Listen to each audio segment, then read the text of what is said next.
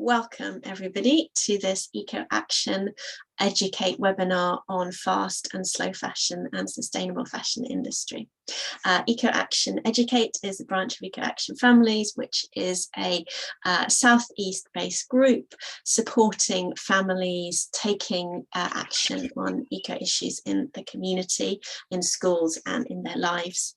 So we run webinars bringing together activists and change makers in different areas of climate collapse and crisis, getting them to have encouraging conversations with young people so that there is dialogue between change makers and young people, which seems really needed today.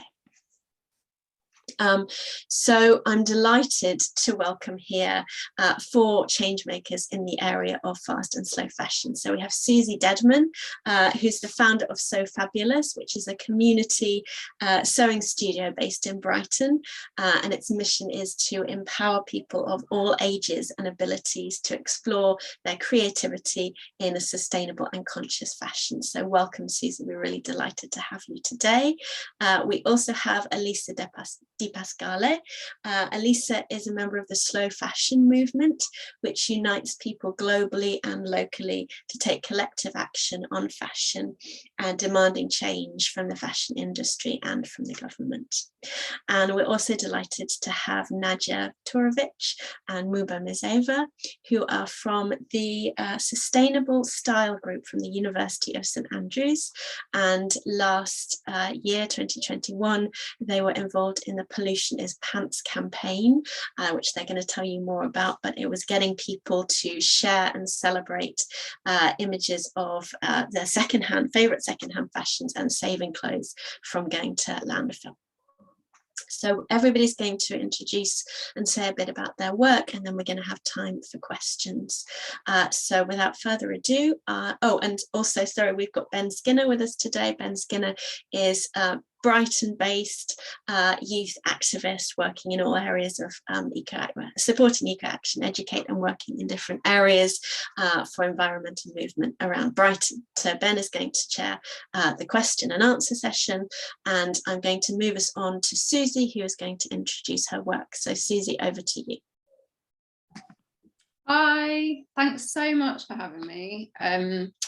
So I've just got I'll tell you some stuff about So Fabulous, and I'll show you a few pictures at the same time. So yeah, I'm Susie, and I'm the founder and managing director of So Fabulous. We have a studio in Brighton Open Market, and we've been here for almost 8 years now. A sustainable and circular model is the core value of our work, and we promote sustainability in a number of ways.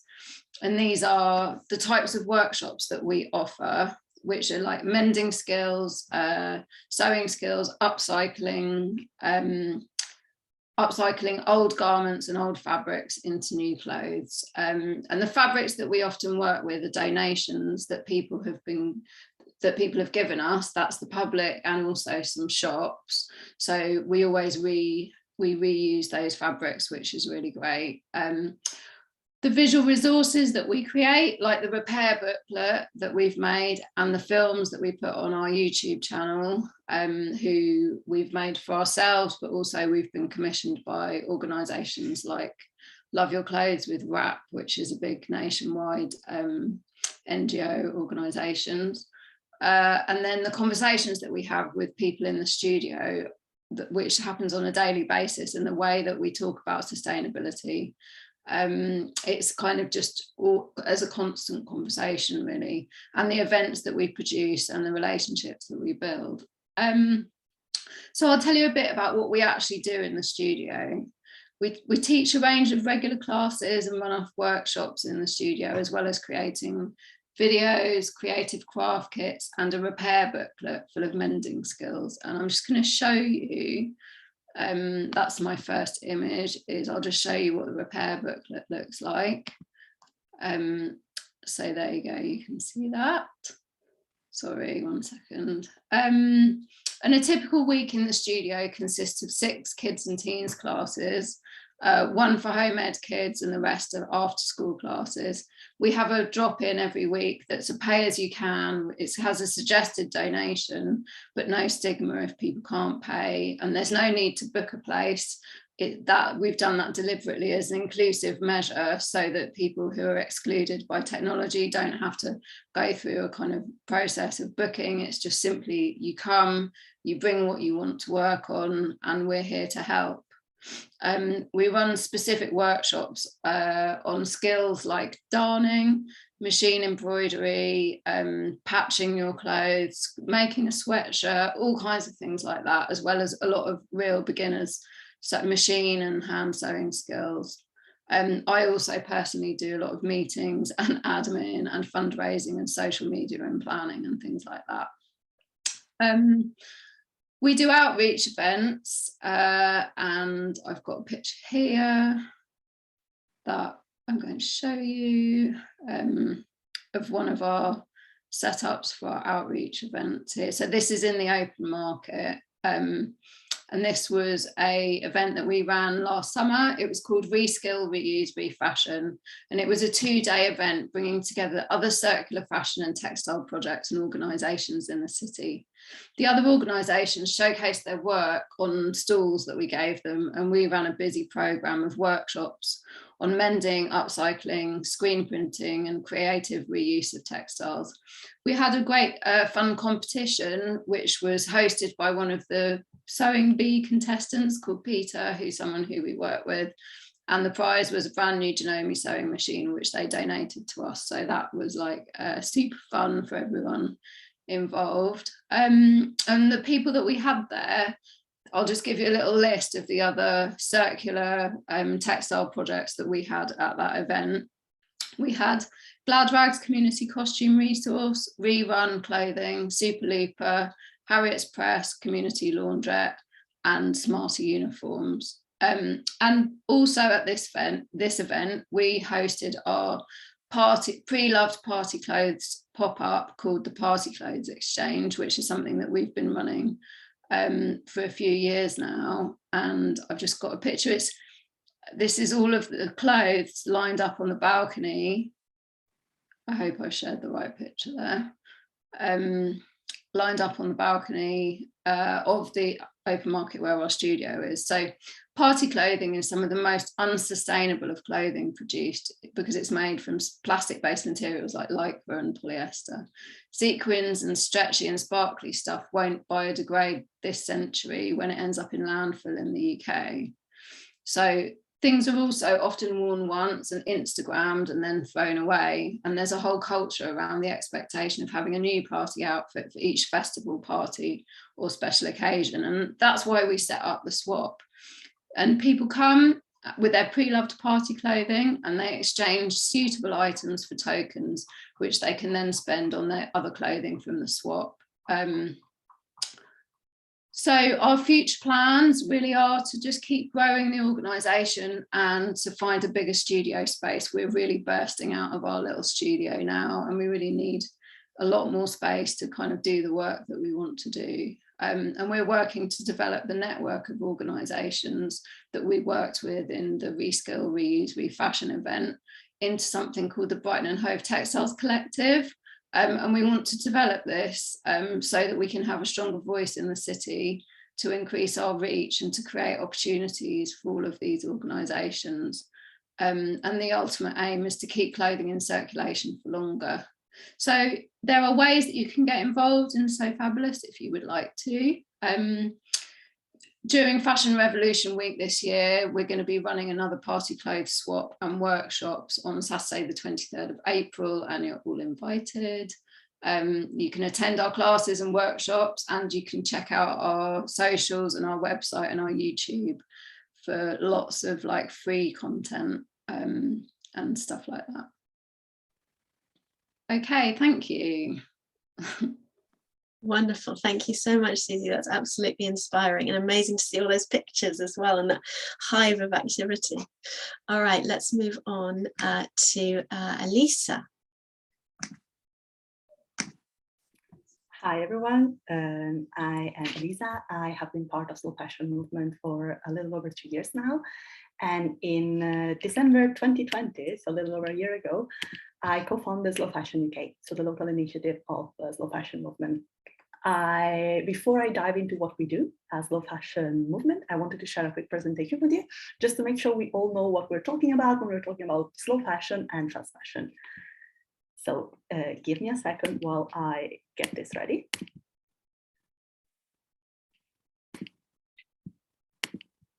Here we go. You should be able to see my screen now. Can someone give me a wave just to make sure that you do see my screen? Great, fantastic.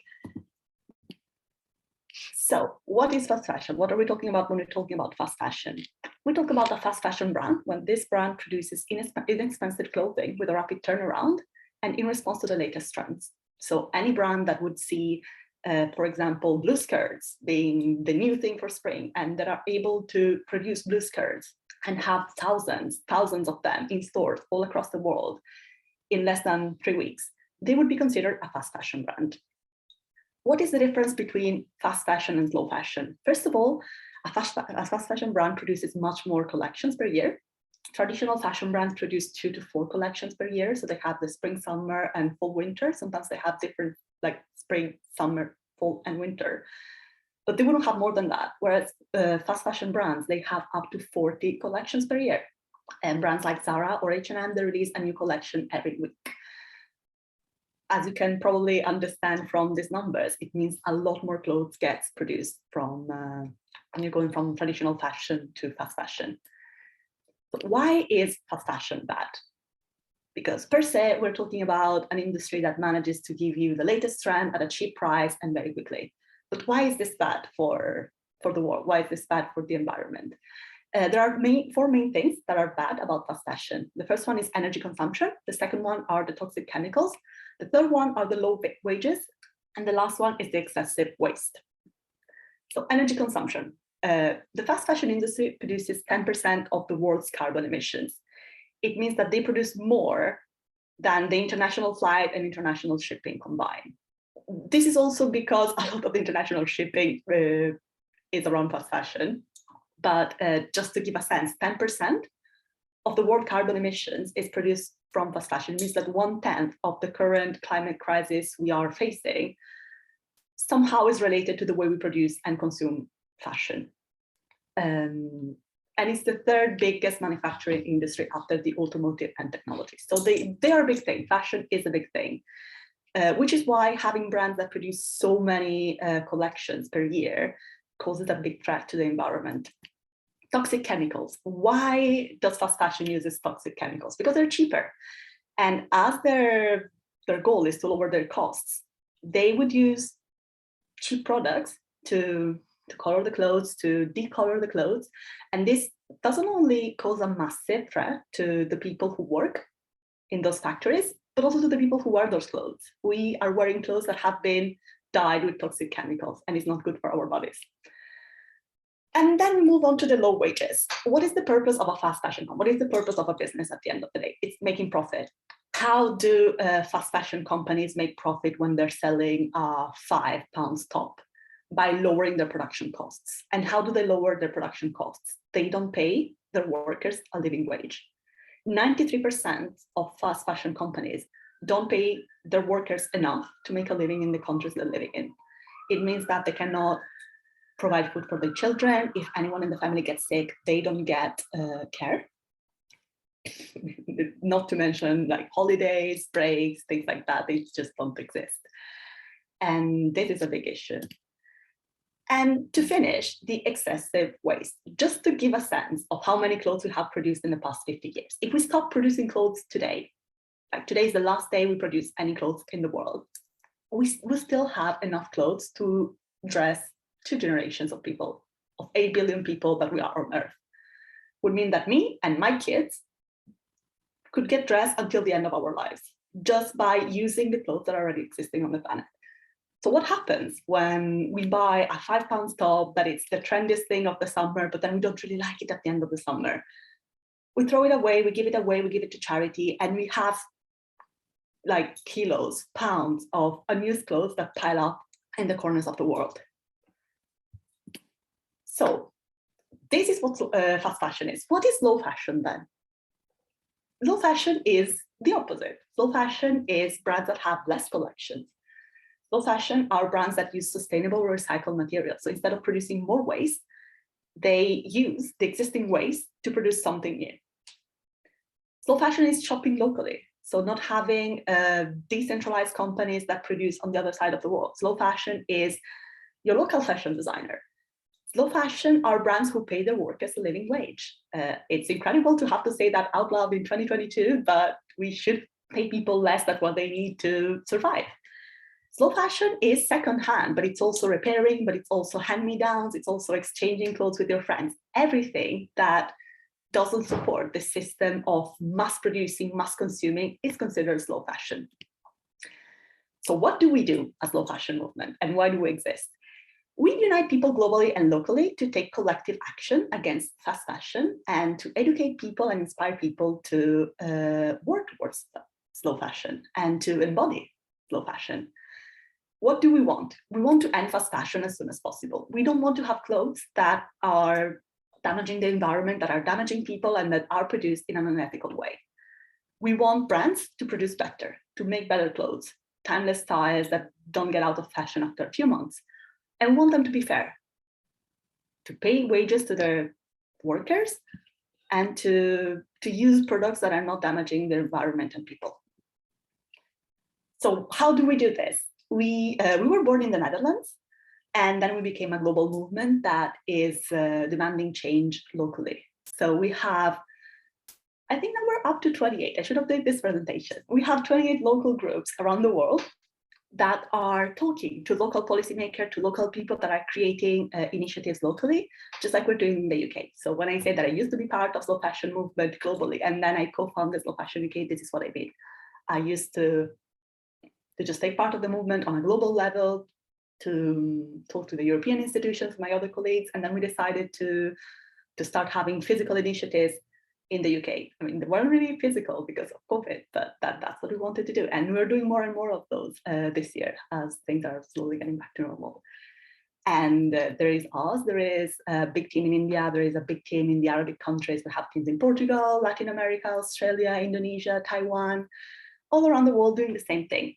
Inspiring people, doing workshops, doing talks, and advocating on a local level on how we could reduce fast fashion and support slow fashion. What can you do as a person to address this issue? And what do we do? Which kind of behaviors do we promote as slow fashion movement? We do behavioral and policy making campaigns, which means that 3 or 4 times per year on our Instagram account, we run a campaign, for example, about not buying new clothes for 90 days. Or informative campaigns about jeans or cotton, where we explain to people what is behind their jeans, what is behind their cotton t-shirt, how is the price of that cotton t-shirt that. When you're buying something, what is behind that? How is it produced? How it is dyed? How it is? How does it get to the shelf where you're buying it from? And this combination of informative and action-based campaigns is what creates change. So we started, the first slow fashion season we did was around 5 years ago. We had 5,000 people joining. The last one was over 30,000 people, which means that 30,000 people across the world committed to not buying any new clothes for 90 days. And yes, this is more or less us. If you want to stay in touch with us, you can find us as Slow Fashion Movement at Slow Fashion UK on Instagram, or you can visit our website, which is www.slowfashion.global. And I'm looking forward to answer a few questions after this. Sorry, that was a dramatic exit. Fantastic. Thank you so much, Elisa. It's both, I guess, really horrendous to see the facts about the fashion industry, but also really heartening to see people who are moving against it and bringing in different possibilities. So thank you. All right, let's move on to Nadia and Muba. Hi, thank you so much for having us. So Muba and I will be talking about one of our groups, Sustainable Style, and some of the campaigns that we've been doing within our society. So just for context, I'm the co-president of Sustainable Style, and Muba and I worked last year together within the society. Within St Andrews, we have something like 5 to 8 student-run fashion groups, which range from the top being a group which gains a revenue of 300,000 a year. So we are an odd situation where our university loves fashion, loves getting involved with fashion, and we sit as the only sustainable fashion group in St Andrews. So our role in St Andrews really aims to create this circular economy around fashion, and understanding how sustainable fashion is not necessarily divided from fashionable clothing. So I'm going to run through some of the events and organizations we put on, and maybe we'll talk about some of the specific campaigns that we did together. So one of the major things that we are known for is our clothing swaps. So we do clothing drives where people can come and leave their clothing and donate it to us. And then we set up these clothing swaps where we put up a stall. It's like a shop you walk in, except if you bring a piece of clothing, you can go home with another piece of clothing. And it's a continuous cycle. So throughout the day, we'll be changing hundreds of pieces of clothing where people come in and are effectively swapping clothes with each other, but through our, so it seems like a shop. Some of the other things we do are lots of workshops. So we do upcycling ones, which are more fun, like painting denim and creating tote bags, t-shirts and things. We also do more educational workshops like mending clothing, learning how to patch your jeans, how to patch your socks, and really make your clothes live a bit longer. We also love doing speaker events. These are trying to get the student body involved and around the conversation, much like you were talking about, Elisa, about learning about the human rights, the pollution, the racism, the classism, everything that's involved within the fast fashion industry and what a circular economy is and things like this. And we like to collaborate with the local organizations and local groups in order to embrace both student and local culture here for these speaker events. Something that maybe we'll talk about later is our upcycling auction and exhibition. So what we did is we invited a lot of student artists to upcycle clothing, make handmade clothing, and then we created an exhibition and auction, which all went to the charity Fast Fashion, not Fast Fashion, Fashion Revolution. Then we also do some publicity campaigns, which maybe we'll talk about a bit more. And we have a blog where we have a group of writers who talk about some of the issues that we talk about in our speaker events around fast fashion. So yeah, Muba, I'll hand over to you. Thank you for the great introduction, Nadia. So my name is Muba. I worked in Sustainable Style last year alongside Nadia as an events coordinator. And one of the things we did last year for the Fashion Revolution Week was a collaboration with Big Dreams Little Footprints, with whom we've made our Pollutionist Pants campaign. And the Pollutionist Pants campaign is an important play on words because basically in England, when you say something is pants, it means that it's rubbish. So we're saying that pollution is pants, meaning that like a lot of pollution is created through clothing. And to be exact, it's 92 million tons of waste globally just because of textiles. And it also means that pollution is rubbish. So it's something bad, and we should try to avoid creating more waste with our clothing choices. So for this campaign, basically participants had to take a photo of themselves wearing their favorite secondhand clothes and put a pair of pants on their head. And it's just a very silly idea that we thought was a very engaging and memorable sight. So let's say you saw someone on social media wearing that, it would stick in your head because it's something so unordinary. And basically we got a lot of the local kids and families involved in it because kids thought it was very fun and they wanted to put pants on their head and, you know, take a picture with that, and that got spread around social media.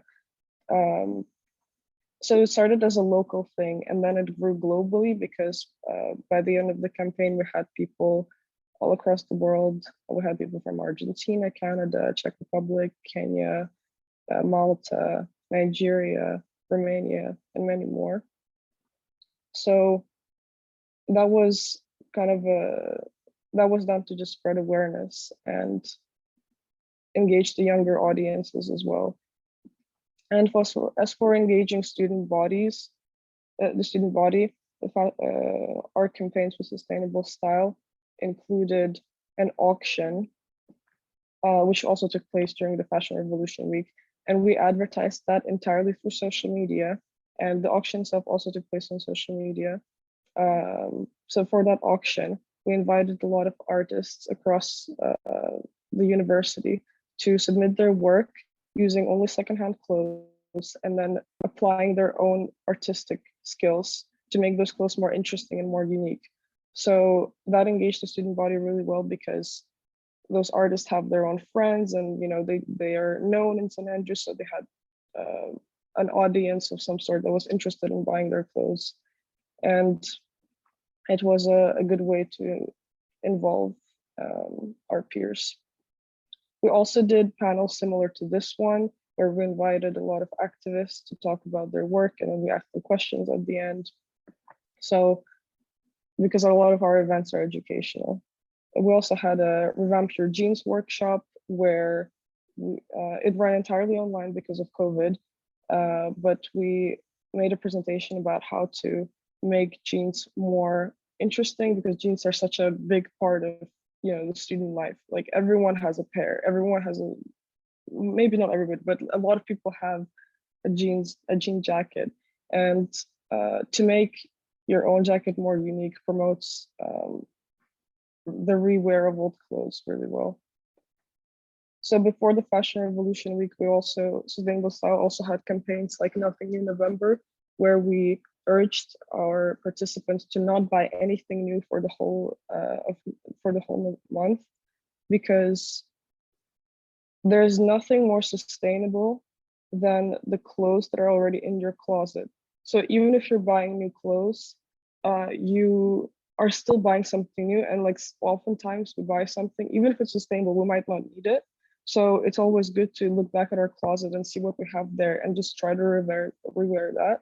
So for Nothing New November, we ran a few workshops on upcycling as well.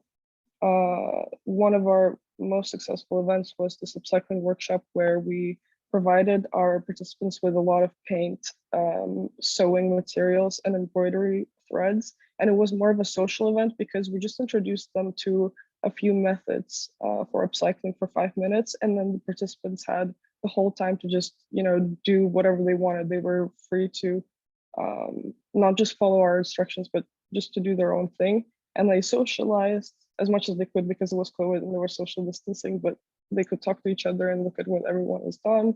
So that was a good way to show what can be done about old clothes and urge everybody to think twice before buying something new.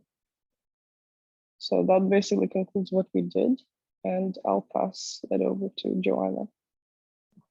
Wow, fantastic. Thank you so much, Nadia and Muba. It's just so inspiring to see the possibilities of action when action happens, and the power of social media and collective action, and student action is amazing. Thank you.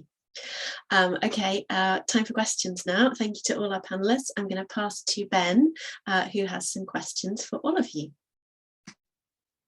Hi everyone, thank you again for joining today. It's great seeing so many people taking care in this sphere. I think it's important to focus on the positives as well as acknowledging the negatives, so it's great having everyone here. My first question, this is to Susie.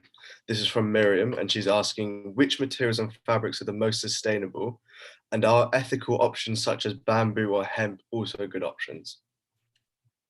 So hang on, which is the most sustainable? Yeah, what sort of materials and fabrics are the most sustainable? Yeah, okay, so I'm not a massive expert on this, so I'll answer just with the sort of scope of my knowledge. Sustainable fabric would definitely be something that exists already, and there's loads of stuff around. So home sewers have a lot of fabric at home, and that's where some of our donations come from. And shops have things that they can't sell, they don't have space for, and dead stock from designers. So I would always encourage people to use what exists already, definitely the most sustainable. And then natural fibres would be also, even cotton takes a huge amount of water to grow, so you've got issues around that, but organic cotton is definitely better than non-organic cotton. And then linen and wool and fibres like that, because basically they'll biodegrade. You could put a woolen jumper in your compost bin in your house, in your garden at home, and it would biodegrade, it would go, leaving nothing. And all of those plastic-based materials won't do that.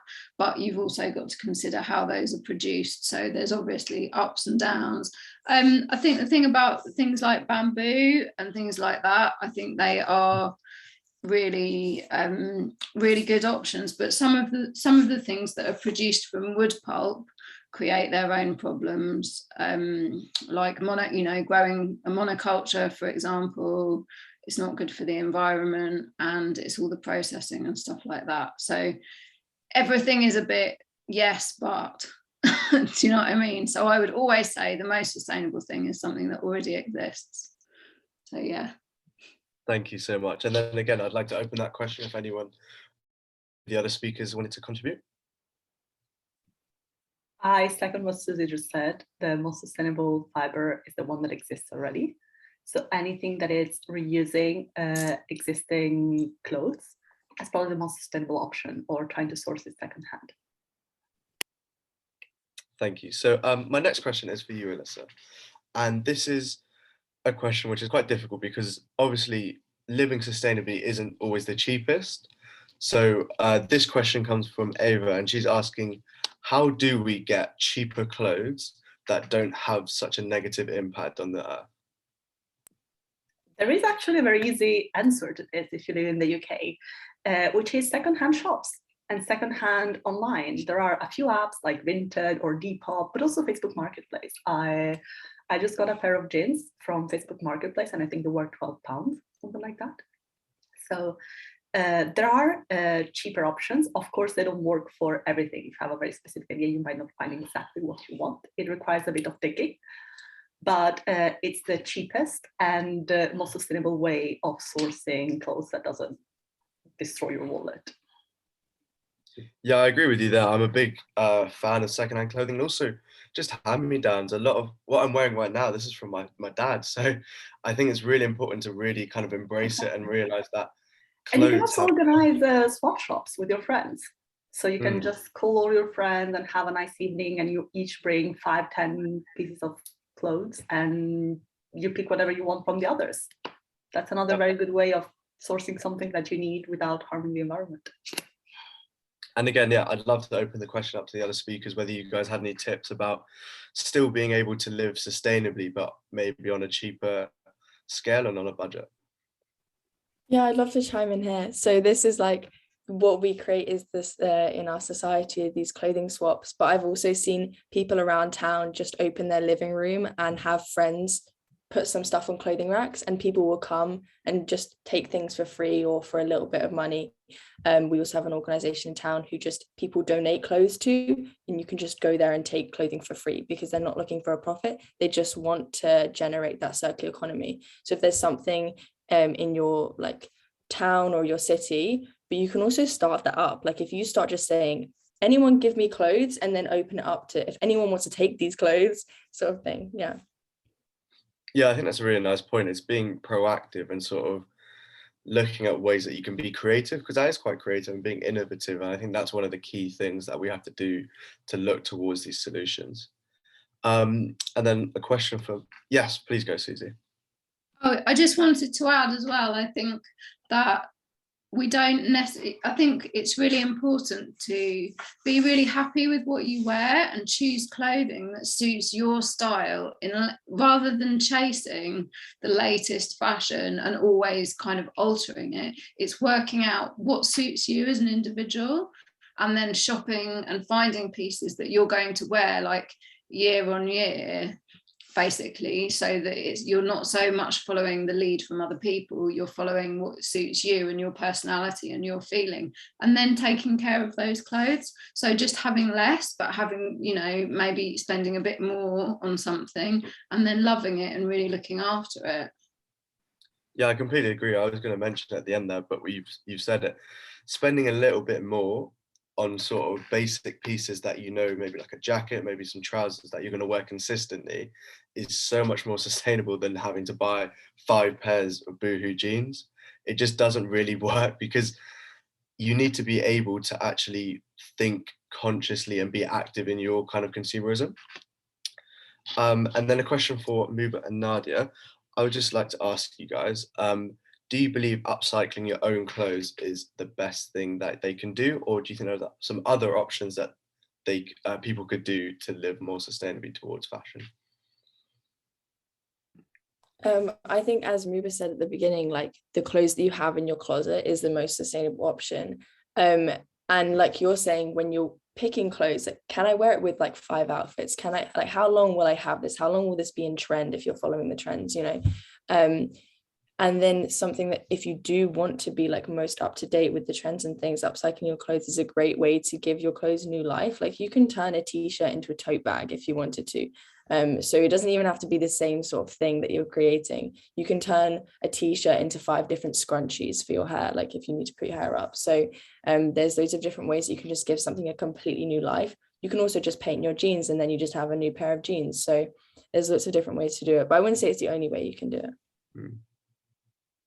I think I also want to expand a bit on what Susie said about kind of developing your own sense of style. I think like that's where like having a sustainable style really starts, because like you have to develop your own confidence to be confident in like what you're wearing is, you know, looks good, and you don't need to buy everything all the time, because fast fashion preys on people's insecurities, and it's this like horrible cycle of like creating new clothes and then making people feel like they're missing out because they're not buying these clothes and they're not becoming like part of this culture.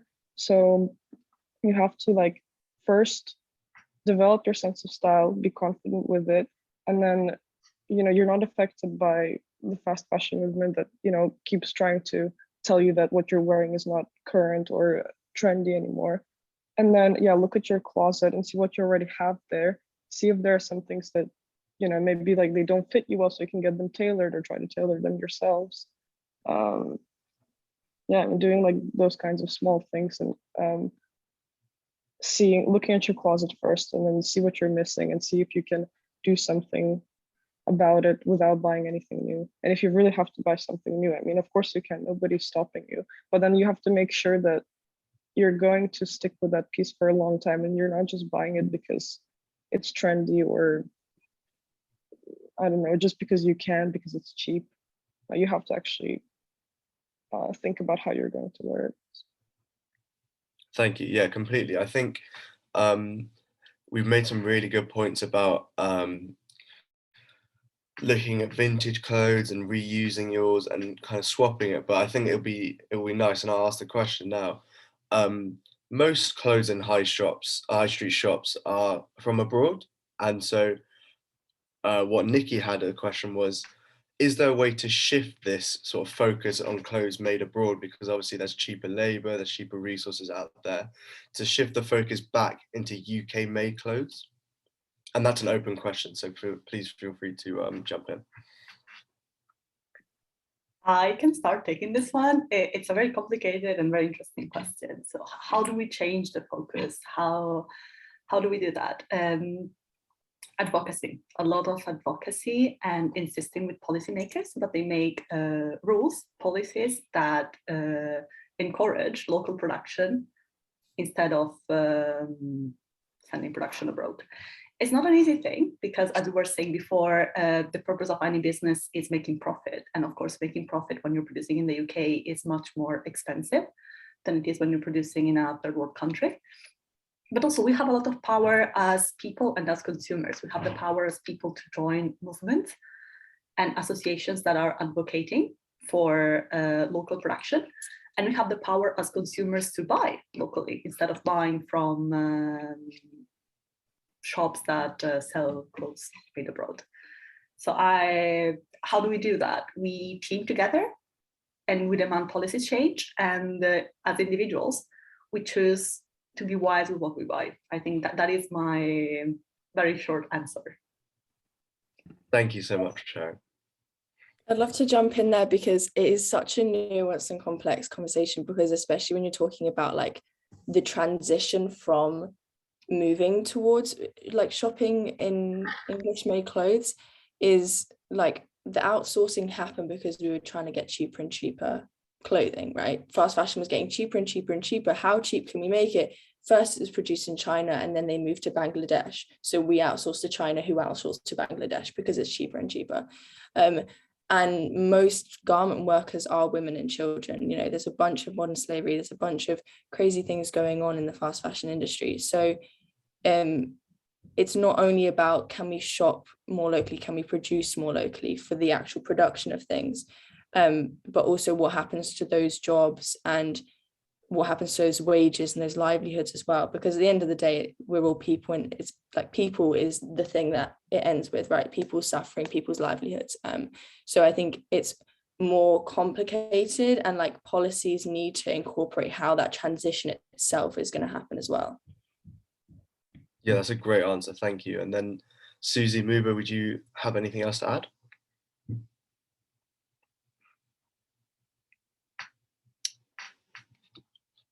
If not, then I can move on to the next question. I would just like to say, I think that's really true.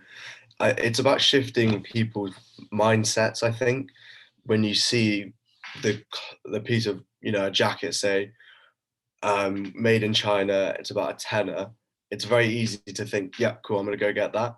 But what I'm a massive advocate is just taking that minute to think about what the consequences are, or the sort of life and origin of that piece of clothing. And I think it's also just creating incentives for people. And I think that's what needs to happen from sort of higher powers and maybe the government, because I think the mindset is shifting a lot within consumers, but there's going to need a hell of a lot more from upper kind of levels to actually make this more effective. But I think we're going in the right direction, which is really important. I think, yeah, another nice question would be just whether there are any brands that you would recommend as being, they're not necessarily, secondhand or anything, but they're brands that are practicing sustainable manufacturing processes, and if there are any recommendations you had. And again, open question, so feel free to jump in. Well, I know this woman who has her own small business, and her clothes are basically, like, the brand is called like Hotel Vetements. I don't speak French, sorry, I don't know how to say it, but what she does is basically she uses hotel curtains from different places in France, and she turns them into shirts and jackets, and it's really, really cool. I'll just send the link in the chat. That's really interesting. Yeah, I mean, it just goes to show what you can do with anything and turn it into clothes. Like Nadia, you were saying, turn a t-shirt into a tote bag, right? I think it's really important about just being creative with what you have and being creative with what avenues you go down to consume. But again, yeah, what do you, any more sort of sustainable brands that you would recommend to people? I'm gonna be honest, I haven't shopped, like, I actually bought anything, I think, in like a year or two. But I would say that to have fun with it as well, like the thing about upcycling your clothes or like swapping clothes your friends is like, just have fun. Like, you wear this every day. This is how you express yourself. This is how people see you as a person, right? It's not something that's like, oh, I don't even know, like jewelry, which you might not wear every day. Like, you always wear clothes on you. So you can have fun, you can do whatever you want, you can be whoever you want when you wear your clothes. And there's so many different brands. I wish I could come up with any on top of my head. No, that's a really good point. But yeah, Susie, Alyssa, any kind of recommendations you'd have? Obviously, we know the importance of sort of upcycling, but if that's not always possible, would you recommend any sustainable brands? Yeah, so there's lots of local Brighton-based ones, but some people I know run something called Emperor's Old Clothes, and they make garments to order from dead stock and secondhand fabrics, and they're like an ethical employer based in Brighton, which is kind of relevant to the schools here. And also in the north of the country, there's something called community clothing, and that's run by Patrick Grant, who is one of the presenters on the British Sewing Bee. And their whole aim was to get manufacturing really going again in the north, which was traditionally a place of manufacturing.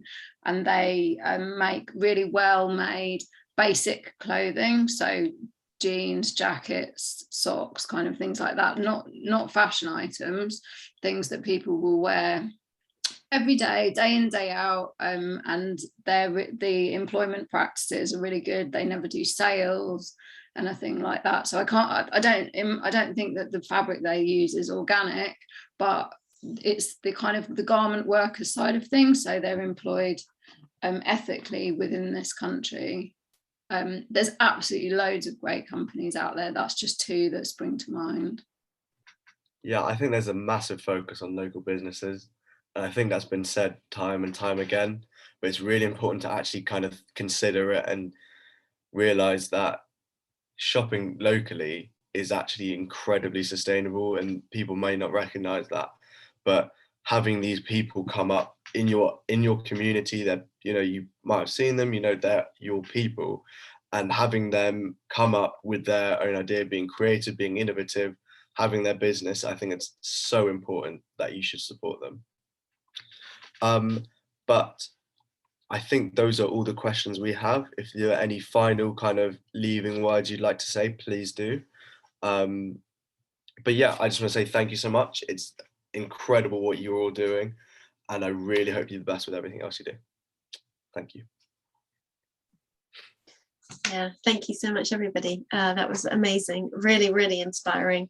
And I hope that this spreads for young people, because I think the answers to the questions are so important. And I was writing down all of those suggestions. I don't know whether the chat will have shared in our video, so I will make sure that we have the links to all those places. If you think of any more and want to send out, I'm always really interested in underwear. Like, where's a good place to buy underwear? Because, you know, you don't really get it. I wanted to list a couple of places. Maybe I'll send them to you after. Brilliant. But there are a couple of nice sustainable underwear brands that don't cost a fortune. Fantastic, thank you. To have a final remark to what Ben was saying, and it hit me really, because when he was saying, do you have any brands to recommend, there was this little voice in my head which was like, we should recommend brands. And I think we should take a step back from perfection, everyone.